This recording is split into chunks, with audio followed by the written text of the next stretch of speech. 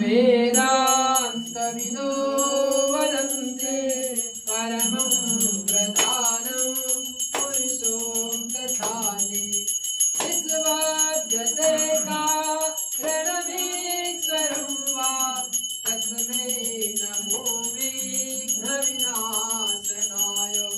ॐ ब्रह्मा ब्रह्मन्तः सर्वज्ञविष्णवे वेदैश्वरो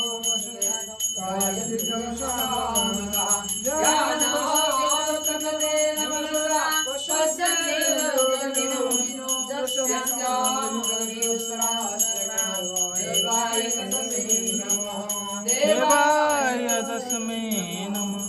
दूरदूरं करुणावतारं संसारसारं भुजगेन्द्रहारं सदा वसन्तं हृदयारविन्दे भवं भवामि सहितं नमामि। त्वमेव माता स पिता त्वमेव त्वमेव बन्धो स सखा त्वमेव विद्या द्रविणं त्वमेव